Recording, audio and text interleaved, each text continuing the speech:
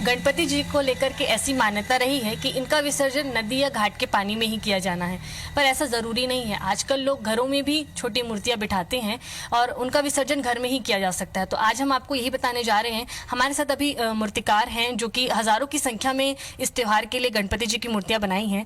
आपसे ही मैम हम जानना चाहेंगे कि इतनी बड़ी संख्या में आपने जो छोटी मूर्तियों की बिक्री की होगी, तो घरों में इसको किस तरीके से विसर्जन किया जा सकता है? हम लोग यहाँ मूर्ति बनाते हैं, 15-20 साल हो गए हमें यहाँ मूर्ति बनाते, और हमारी मान्यता है कि जो गणपति जी हैं जिसे घाट में, नदी नालों में ठंडा नहीं किया जाता, मानव विसर्जन नहीं किया जाता, इसलिए ज़्यादातर हम लोगों को ये दर्शाना चाहते हैं कि घर पे ही एक टब में पानी रख के, मूर्ति रख के, उसमें पानी डाल के आप उसे विसर्जन कर सकते हैं। उसे टब में, इस तरह से टब में पानी रख लीजिए।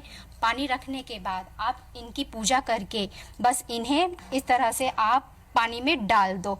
मानो पानी आधा है तो आप इसे इस तरह से बैठा सकते हैं। भगवान जी धीरे धीरे घुलते घुलते ये नीचे से पूरी मिट्टी घुल जाएगी। जैसे कि आप देख रहे हो ये मिट्टी घुल रही है, ये मिट्टी पूरी तरह से ये धीरे धीरे घुल जाएगी। मूर्तियों में जो रंग यूज़ करते हैं वो एक फ्लोरोसेंट कलर होता है जिसे आसानी से पानी में घोल सकते हैं, और वो विसर्जन करने के बाद ये पानी ना ही दूषित करता है, ना ही लोगों को कोई ये परेशानी होता है, इसलिए इसे आसानी से हम पानी में घोल के विसर्जन किया जा सकता है। आप जैसे कि आप लोगों देख रहे हैं कि ये मिट्टी पूरी तरह से गल चुकी है। ये देखिए, ये मिट्टी पूरी गल चुकी है। तो ये भी जानना चाहेंगे कि बहुत बड़ी संख्या में जो छोटी छोटी मूर्तियाँ होती है वो बनाई जाती हैं, इससे लोग जब घरों में ही विसर्जन करने लगेंगे छोटी मूर्तियों को, तो इससे क्या फायदा होगा? फायदा ये होता है, छोटी मूर्ति अपना घर में विसर्जन कर दोगे तो इसे क्या है, घाट में, नदी नालों में लिया जाता है तो वहाँ बहुत ज़्यादा पोल्यूशन होता है। घर में आप इसे विसर्जन करोगे तो आप मिट्टी घुलने के बाद इसमें पौधा लगा सकते हो। तो इस तरीके से ये थोड़े ही समय बाद जो ये मिट्टी है वो पूरा घुल जाएगी और दोबारा जो है इस मिट्टी का इस्तेमाल किया जा सकता है।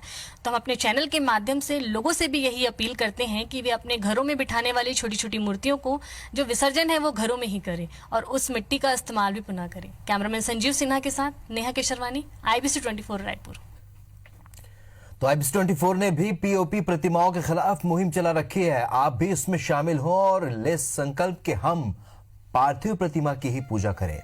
प्लास्टर ऑफ पेरिस से बनी गणेश प्रतिमा ना लें, मिट्टी की प्रतिमा की पूजा करें। सिंथेटिक कलर वाली प्रतिमा ना लें, प्राकृतिक रंगों से रंगी प्रतिमा की पूजा करें। परंपरा के साथ पर्यावरण का भी ध्यान रखें।